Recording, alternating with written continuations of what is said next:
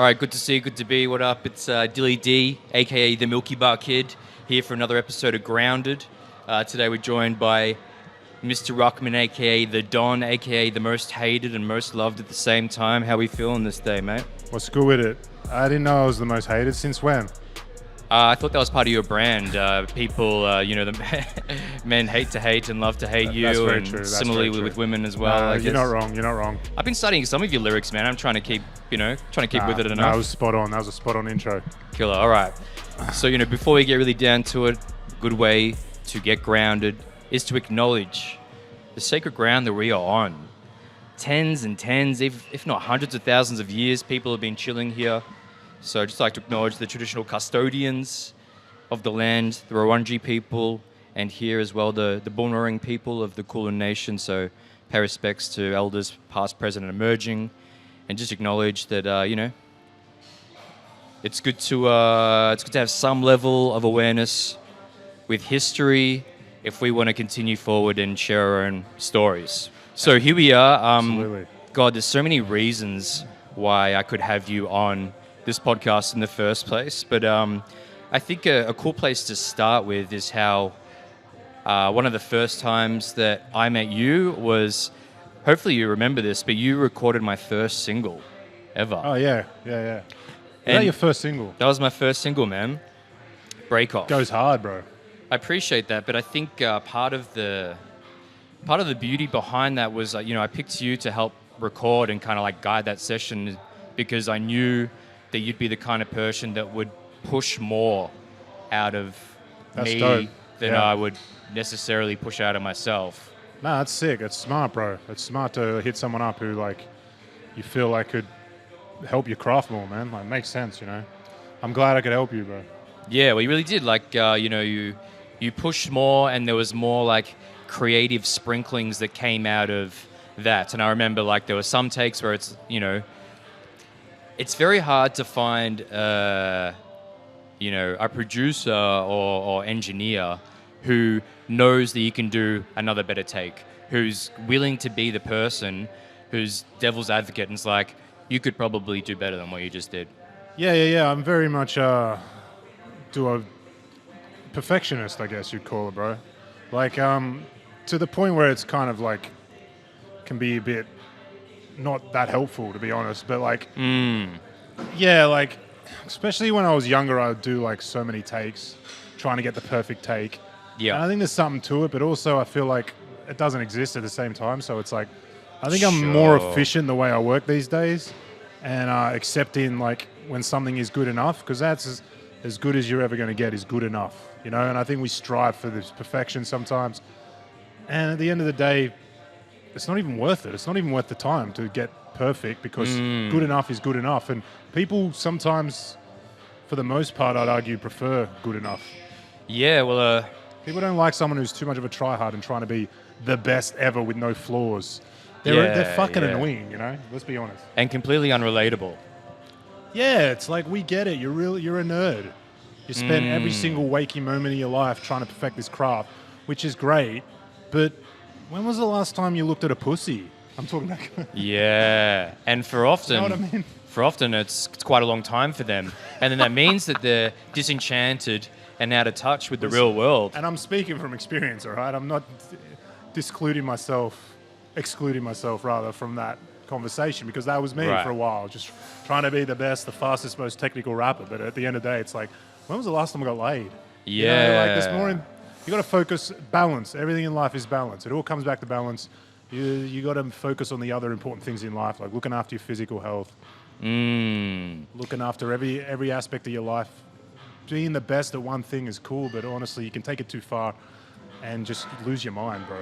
Where do you think that that drive for perfectionism comes from in a lot of creatives? Probably insecurity, to be honest. Yeah, totally. Man, trying to like prove something to people, and I think I'm starting to grow out of that. It's like, why do I want to keep proving to people that I'm the best at something? It just comes across like, again, it comes back to try hard. It's like, why do I keep trying to get validation of people? I think it comes from a place of not liking myself as a child and not feeling like this is the only way I can get attention is to impress people.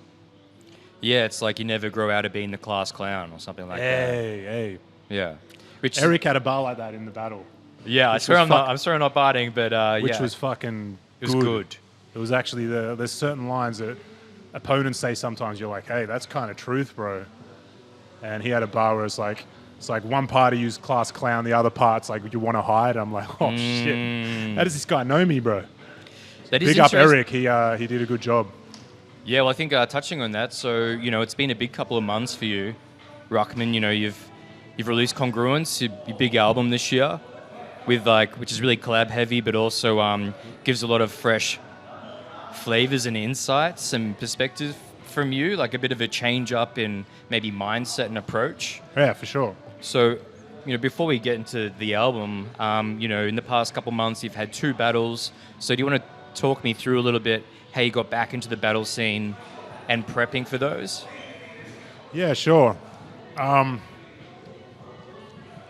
I saw Greeley put up a post. He wanted to do a battle in Melbourne. And Greeley's always doing good things, man. If Greeley's on board with something, I want to be on board with it. Hey. So I wasn't doing anything. I was in a rut, bro. And I was like, Appreciate the honesty. I need to come back. I need to do something. And I was like, I haven't done a battle in forever. It'd been like 7 years or something. Hey. And I didn't think I would come back to battling, but I realized battle rap's kind of coming back a little bit. Honestly, there was a moment there for a bit where I was like, everyone was looking at battle like, this is the corniest shit ever. Why do we ever do this? But now it's coming back hard, bro, and it's actually dope to do it again. It's funny that, so... Because do you feel like, 10 years ago, it was actually almost the height of Australian, rap and scene was the battle? It seemed a lot of rich and seemed like that's where a lot of people and crowds were flocking, 10, 15 years ago? Yeah, around 2000 around 2008, 9 to 2012-ish, 13, and I don't know, after then I think it kind of dropped off. Maybe I'm wrong, but listen, man, I have done a lot of battles, but I like to feel like I'm never that invested in the battle scene. Yeah. But to some degree I wasn't going to all the battle events and shit, but I just enjoyed battling. And right, you cared enough. I started battling when I was 17, won a few tournaments. I only got into battling because I used to on my earlier records, I used to rap about being the killer MC and I would kill anyone on the stage and I could destroy you in a battle. And I had a friend of mine who's just like, you haven't even done a battle, bro. Can you actually do that? And I was like, oh, you're right. Hey. So it was just kind of to prove it to myself. And then, I hadn't done a battle in a while, and Greeley was doing a battle in Melbourne. I just messaged him and said, check your DM, bro. And then he said, I want to put you on the headline fucking battling Chazza.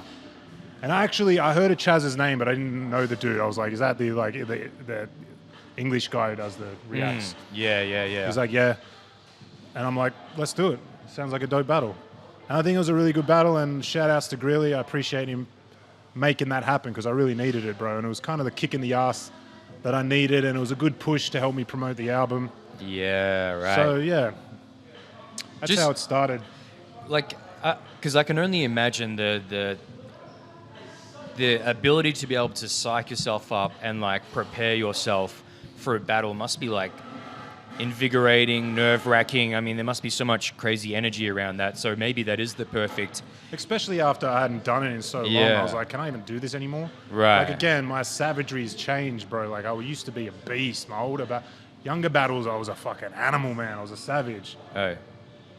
You could argue I was even better back then, but I'm different now. I'm a bit more mature, which is also cool. And I also feel like the crowd is more on my side now. Back then, a lot of the crowd wasn't feeling me. Probably because I was coming with a lot of them shot bars, and maybe I was a bit too try-hard trying to get lyrical, miracle, spiritual, individual with it instead of just being funny, or clever. So, with that said, my older battles are still really dope as well, and I've considered biting old bars from old battles and shit. Well, yeah, maybe some people would dig You're allowed back to and bite figure your it own out, shit, man. Yeah. That's my opinion. The only person you can bite is yourself. Amen.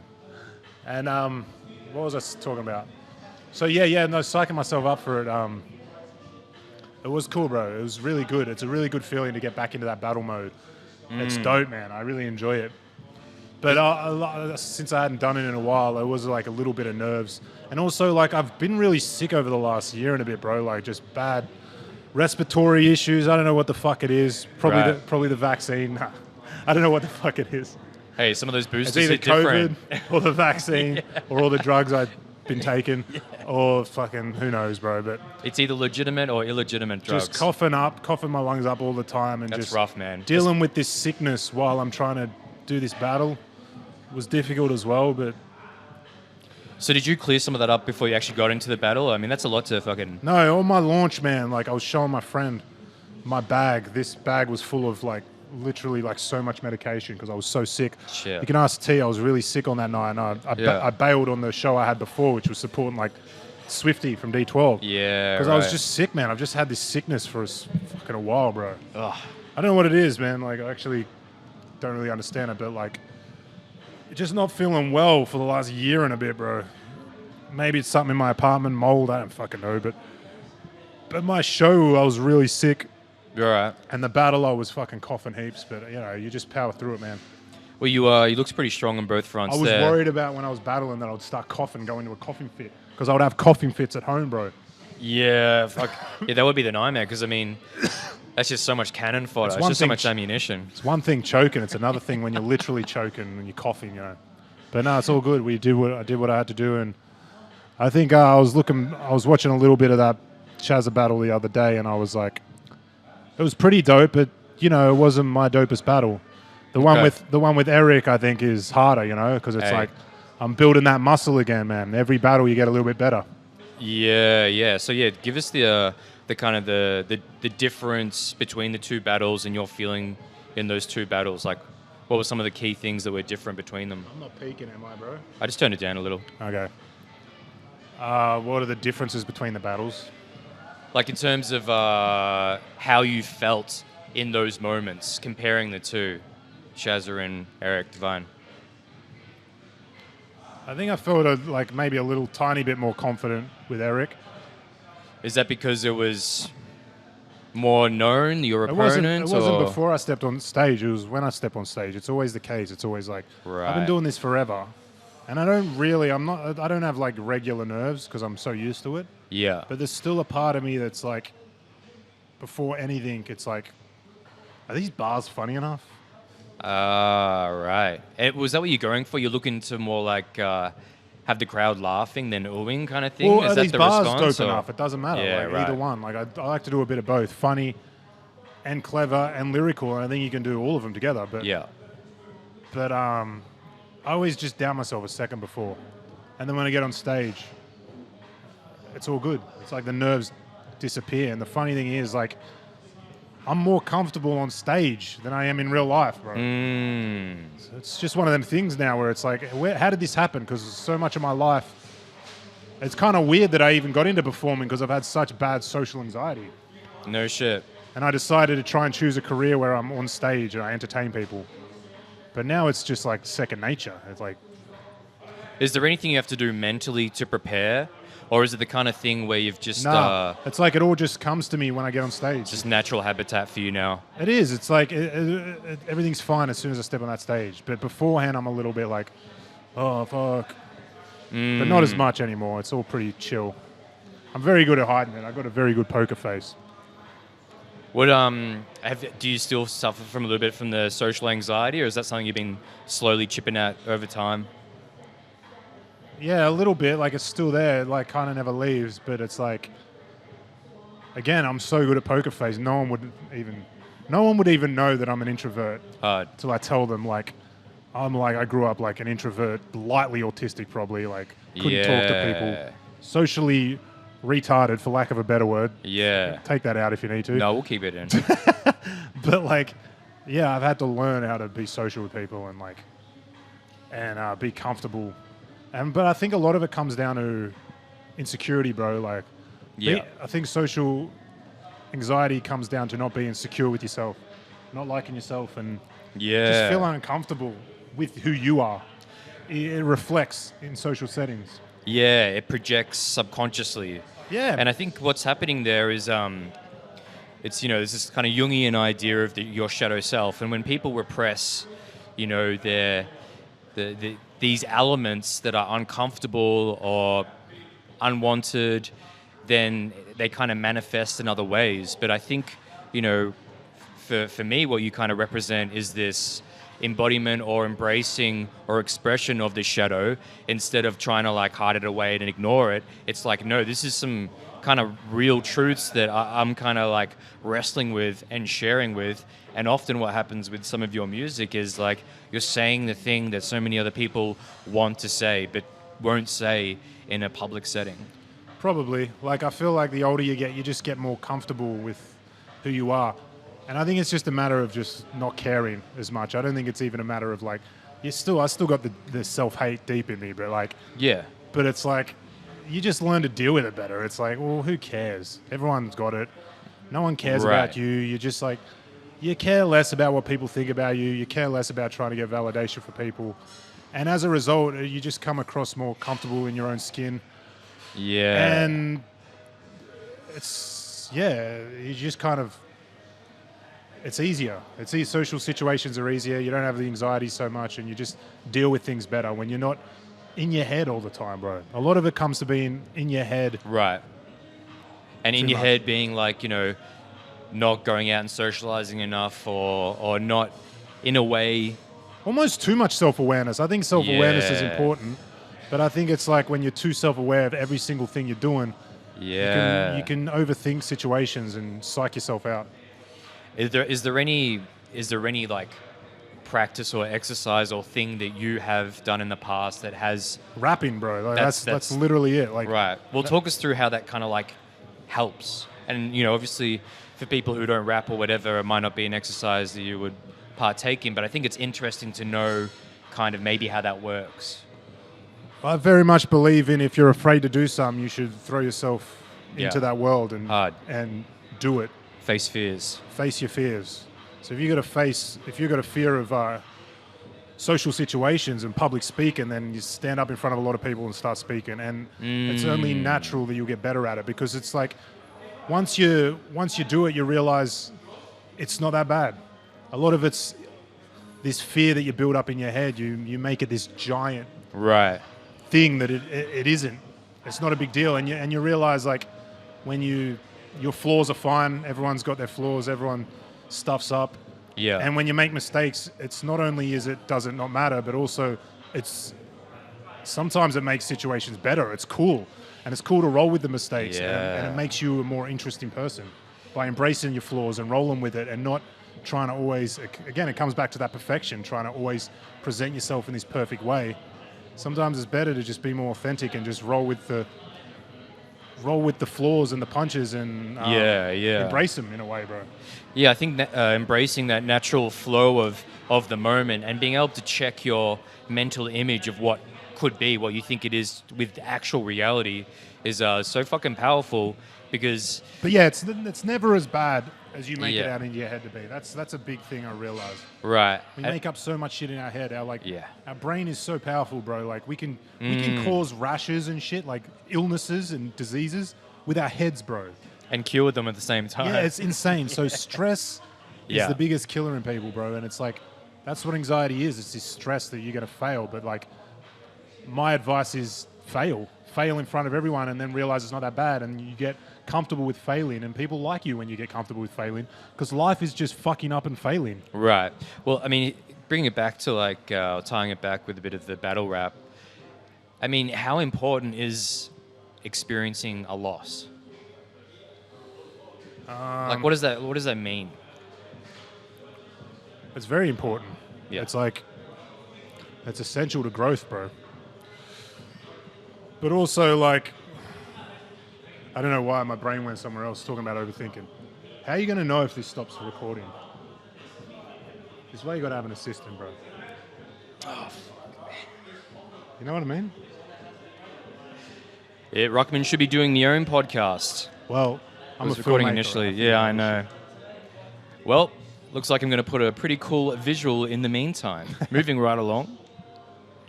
So yeah, how important is it, the loss of a rap battle? It's important, bro. It's like But it's a part of life, man. You just got to accept it. And yeah, like again, you can only grow from those losses, bro. It's a cliche, but it's true. Yeah. Do you think we're raised to embrace the learning from loss, or is that something that we have to kind of figure out on our own in a way? I think some people are, and some people aren't. Okay. I think some people deal with it better because they've been taught to deal with it better, or they go through that experience earlier in life, and some people are terrible with it and they never learn. Some people never learn and they can't handle the idea of loss and failure, so they never really try or take risks. Right, and it's so limiting in the human experience to not. You know, your shit probably hit the limit. Well, I took off the timer on the screen lock, and it should have tons of space. How much footage do you think we lost? Maybe 10. I mean, I assumed that it was recording when it was recording that, and then when I turned around, Zero budget podcast. This is it. You need to get an assistant, bro. I know. Well, you know, if anyone out there wants to be an assistant on the ground with DillyDave podcast, But hey, you have to have, coming back to the conversation, you have to have these failures right, to learn and grow. live in front of everybody. Yeah. But yeah, some people learn, bro. I think I had to like learn later in life as well, like to not try and. It's just this whole idea that I've always felt like I've been trying to impress all these people, and it's like, why? They're fucking. Most of these people are fucking losers. Why do I care about impressing them? Yeah, I guess there's only so many people that are truly important enough in your life that Hey, who am I trying really to care. impress? Yeah, You know what I mean? Yeah, exactly. Hopefully, mainly only yourself in a small way, you know? Yeah, well, these days I kind of just like, I don't know who I'm trying to impress these days. Women, bro. Yeah. And like, and that's not like on some sim shit, like I'm just trying to, but I'm trying to like, I think I realize everything I do since I was a kid is to attract women. Yeah, I mean, that's And I the think most... that's kind of what every male does. Well, it's the most natural of things, and it manifests in so many different ways. It's an absolute universal experience, and It might have been why I started rapping, honestly, bro. yeah, but a cool byproduct is, can you imagine if you weren't able to explore your psyche through writing? Can you imagine if you didn't do that? Yeah, totally, bro. I do wonder about that. I would probably be a very, very angry person. Yeah, way more destructive. I might be in jail or something, to be honest, man. Like, I've got Right. such anger in me, and if I didn't write down this shit, it's like as soon as I put out music, it's like a weight off my shoulders, bro. It's like Right. all the pain goes, man. It's like it's the ultimate form of therapy, and I've been to therapists before, but I don't really see therapists at all. Yeah. Writing raps is my therapy, bro. So you're saying the releasing of it actually relieves the burden, or is the process a lot of it Sometimes too? even writing it down is enough. Yeah. But releasing it feels like I've put it down in words, the pain, or the whatever, the adversity and the suffering, and Yeah. put it out to the world, and it feels like it's a weight off my shoulders. I'll put down the anger or whatever the fuck. Yeah. And it helps me a lot, bro. So even somebody who doesn't rap or whatever can take that anger and put it on a page, and there can be something out of that exercise. I think writing's right? very helpful, bro. If you're a very angry person, Yeah. write down all your thoughts before you act out. Yeah. Because being reactive is never a good idea, and it will always get you in trouble. Yeah. There's very rare situations where being reactive is smart. Sit with your thoughts, be stoic, try not to overreact in situations. Be calm, and don't let your emotions control you, bro. Be in control of your emotions. Right. That's And some advice I can give you. what does that look like in terms of being in control of your Don't emotions? let anger make you be physical. Right. Don't let really sad situations let you make irrational decisions, or some emotional situations make you make irrational decisions Right. that can put you in trouble. You know, Right. So you Just need a learning- bit of foresight involved in that. stoicism, bro. Stoicism, It yeah. teaches the art of like being in control of your emotions because they will control you, and you shouldn't let anything control you, man. Hey, You should be in control. well said. Are there can you remember any moments of real shadow or some time when you've really fallen and how you've kind of recovered or come out of that?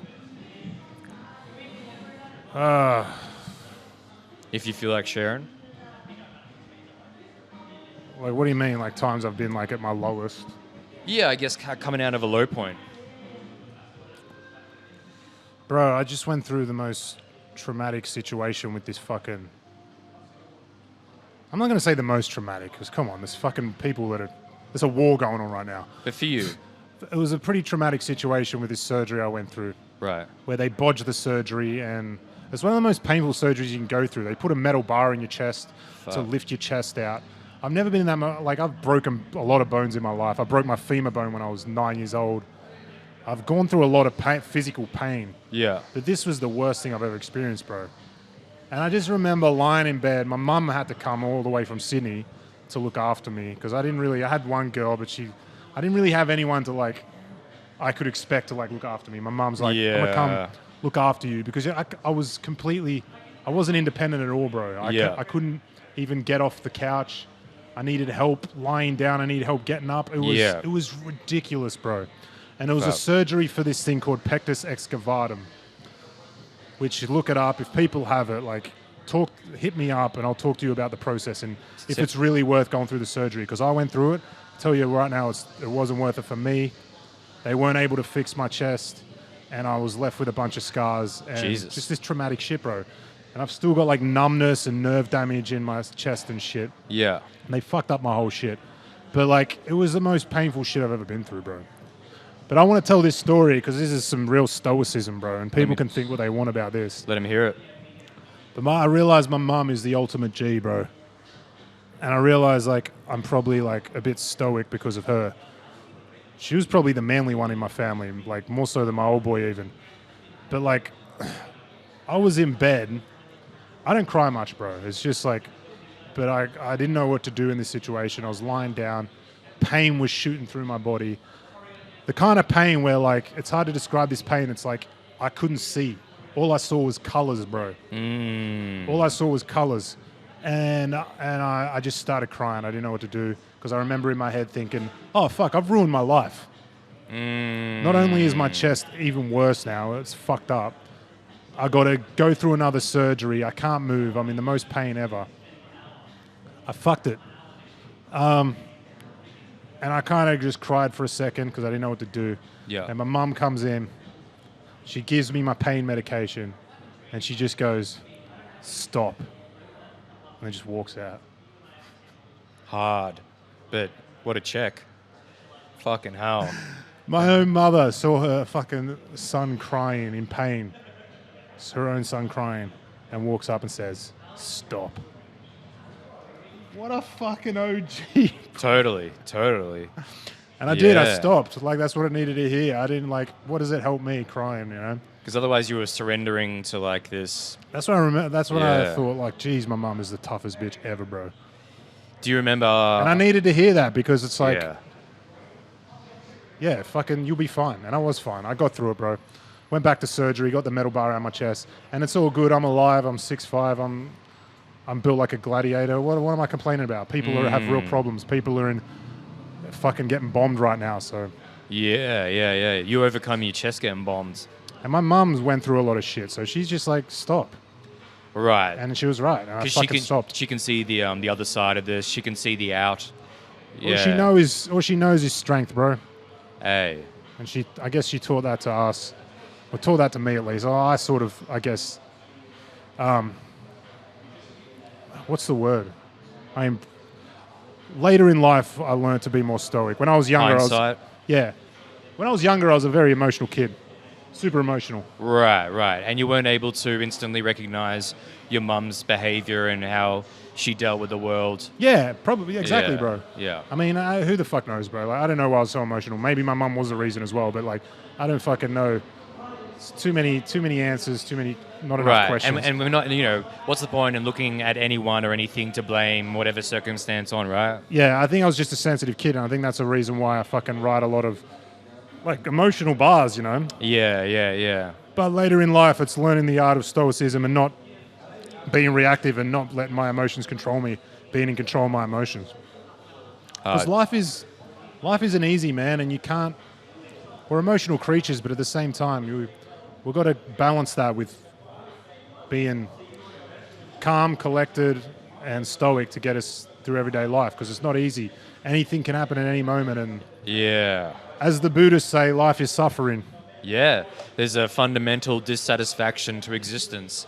I think that's fucking absolutely true. And those people who, in their mindset, think that happiness is a thing to continuously strive for, I think are a little misguided, because the true satisfaction and richness in life comes from generally overcoming anything that's somewhat hard, or, as you said before, you know, facing fears. If there's resistance that you have inside yourself for something, but you still face it, you know, whether you feel like you lose in that moment or not, the fact that you like have a head that's strong enough to face it in the first place means that, you know, you're going to continuously be stepping forward, and, you know, not stay in these blackout periods where you don't even know who you are or where you are. Yeah, but that's just like what I think right now. You know, you and I could be completely wrong as well. You know what I mean? Like, that's the thing. Well, I like, thought the camera was recording, so I mean, obviously, I can sometimes be completely wrong. These are just philosophies and principles I live by right now in my life. Yeah, well, that's why I'm talking to you, because I'm interested. I might find a different way as I grow. You know, like it's whatever helps you during that time, bro. All right, shifting gears a little bit. What? Do you want to check the camera again before we shift those fucking gears? Looks good to me. It'll be all out of focus and everything. Well, it should be autofocus on these kind of things. This fucking guy. Yeah, the real reason why I had Ruckman on the podcast was to really undermine my credibility as a producer on podcasters. You're going to grow from this. Going to grow, that's it. I'm feeling it. So when it comes to getting up in the day, what really excites you? What are some of the highlight moments? Masturbation. Yeah, okay. Yeah. And how many times are we talking a day for you to be truly satisfied? It's just a ruthless, just disgusting like amount a marathon. Of times. Like a hard slog, or just endless, bro. I'm masturbating right now. I was wondering where. I don't need to touch myself. Exactly. Bro. I just self-masturbate. It's got it between the thighs, just fucking grinding on it. I just came. Gee, okay. Lucky we got that on film. That's worth something. Now listen. The only thing that gets me up in the morning is coffee, bro. I'm a mad coffee addiction, all right? Hey, are you instant or real? If I, bro, don't be funny. Are you French pressing? Don't be funny. I will attack you if you come at me with that instant shit. No, listen, I used to drink instant, but I'm a pompous wanker now. Yeah, I live in Melbourne. A true Melburnian. Yeah, there it is. Nah, but like I can't stomach that fucking fake shit, bro. The freezer coffee, man. No go for Makona. But I'm not like, I don't need a coffee machine, a fucking macchiato, whatever the fuck. I just need got a, what do you call it? A press thing. French press. Fresh press. French bread bench press, whatever the fuck you call it. I'm the French prince with a fresh press. And if I you know, I don't, but if I were to steal, I'd steal a lot of coffee. Yeah. Because it's expensive. Oh yeah, coffee's gold. Holy shit, man. So, that's real like, currency. If I were to steal, which I don't, I'd definitely steal coffee. Majority of my stuff is just... What's your go-to brand? Any flavors? The highest quality, I get like 4 kilos of the shit. Yeah. Okay. And I pay for it at the counter because I'm a law-abiding citizen. And you look them right in the eye and say, thank you. Here's my salary stick. But no, seriously, if I wake up and there's no coffee, I just want to kill myself. Yeah. I just go back to bed, to be honest. I don't wake up that day. I think stay in bed. Totally. I think that's pretty relatable for a lot of people, you know. Nothing is worse than waking up and you've got no eggs and no coffee. You're dude. just like, why would I even get out of bed? How do you do your eggs? Scramble. Okay. It's the easiest. Are you putting anything with it? You doing avocado or beans or any other thing or bacon or? Sometimes if I'm feeling fancy, bro, I'll put some bacon with it. Yeah. But just scramble a little salt. I just fucking crack 10 raw ones in a glass and drink 10? Nah. It's almost a waste of eggs. I did used to eat, when I was hard on the working out tip, I used to eat 8 eggs a day. That's huge. But then I read it was really bad for you. In one sitting, in one glass, or? Yeah, for breakfast. Yeah. Shit. Yeah, that's a cholesterol problem, eh? Nah, that's bad for you. All right. Well, what's coming up in the future? What are some future plans? What are your movements? Masturbating, bro. Like, Okay. honestly, just the whole... All right. Nah, Yeah. all right. We'll be serious. Ever since he found out this wasn't recording, he's been on that masturbation tip, and No, that's a Wait, pretty. we're recording? Now listen. I'm going overseas for a bit because I need a break from... I've worked hard the last few months, man. Totally. Not like a real job, but like this music shit. Yeah, with your art, man. Yeah, with my art. And I just need a break, bro. So I'm going to try and do 3-4 months, maybe longer overseas. Honestly, as soon as I get over there, I know I don't want to come back. We'll see what happens. Yeah. Are you going to bring your music and stuff over there in any way, or you kind of just want to like bench it for a bit? If I can get like a cool camera, Okay. I might try and shoot a music video over there. Nice. I might shoot one video for a song from the album, Congruence, which is out now in all digital outlets. Which is a dope album This is the link. with tons of great collabs. What was some of your favorite moments with collabing on the album? Mr. Ruckman was sick, bro. Yeah, he's a good find. He's fucking dope. You feature him a lot on your tracks. Ruckman was killer, bro. Yeah. What were the others? Nah, I'm like Tanya George. There's so many good. Yeah. There's really some dope fucking artists on there. Yeah. Tanya George, my brother Hyena Mufasa, Huge. My G, Shine and Armor, Copies Merch, Shout outs. and my younger bro Ike. Hey. Cyrus Beats produced some tracks. He's an animal.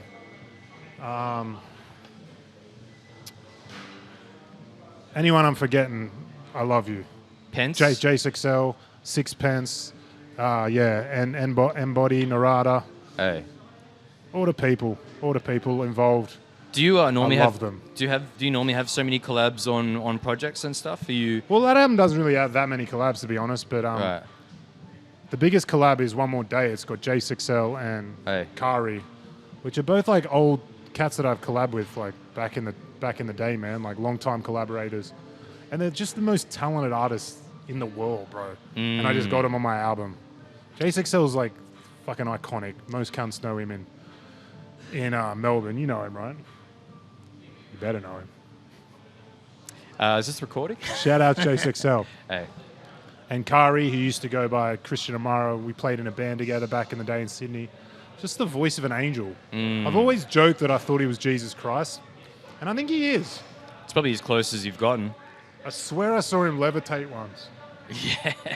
Hard On to know who was stage. high in that moment. It was like so angelic that I swear he just levitated like Chris Angel. Oh shit. No one even questioned it. They're just like, well, yeah, he's Jesus. That's really something to have a holy feature like that. It's a very holy song. I'm not really religious, but I listen to that song and I want to praise the Lord. Yeah, you want to look up and really levitate. Just fucking It's very get up there. inspired by gospel and shit, you know? Cool. This podcast is called Grounded. What does it mean for you to be grounded? Is this something that is really ever comes across your mind, or that you incorporate anyway into your life? Or I think everyone at some point in their life gets humbled hey, and they get grounded. yeah. Okay, interesting. We haven't had this take before. So the grounding via the means of humbling. Run us through it. Yeah, and I'll go into the other meaning as well, I think. Yeah. But like, yeah, I feel like everyone goes through a stage in their life in this rap career where they have an ego and their ego damages them. And they get humbled very quickly. I'm not going to say who, but someone in the battle scene got humbled very quickly recently. And they needed that to happen to grow, and I think they will grow. And I know they're a good person, but they needed to get humbled because their ego was getting too big And people did not like it. And when your ego gets too big, people will pop your bubble, all right? It's good to have a healthy ego, but you also got to be grounded and realistic and respectful. I think respectful is the most important thing. If you're respectful with an ego, you'll do fine. Right. But if you've got an ego, even if you're really good and you're disrespectful, you won't last in this shit. The universe is ready to dump you. So respect to everyone, bro, in this rap game. And I think everyone gets grounded at some point. Hey. I was definitely that person who had an ego and was a bit too disrespectful. And I got humbled. And you will too.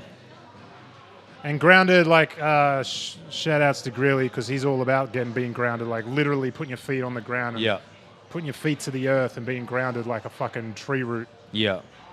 Listen, I don't know much about that world, but I have read The Power of Now, Eckhart Tolle, and I fuck with it. And one day, maybe I will be able to meditate like a Tibetan monk. Right. But, you know, the idea of being grounded is accessible to anybody, and I think that, for me, that's the most important thing, you know? And everyone does it in different ways, but... Yeah. Yeah. Cool. Well, I appreciate having you coming on, you humbling me, and us growing and moving forward together. You're a humble guy, bro. You don't need humbling. That's true. That's fair. You did it anyway, so that's good. All right. We'll take peace, beings of the multiverse. Stay grounded. This has been DillyDave. And yeah, 2 big fucking Big thumbs love. up. I love you. Mwah.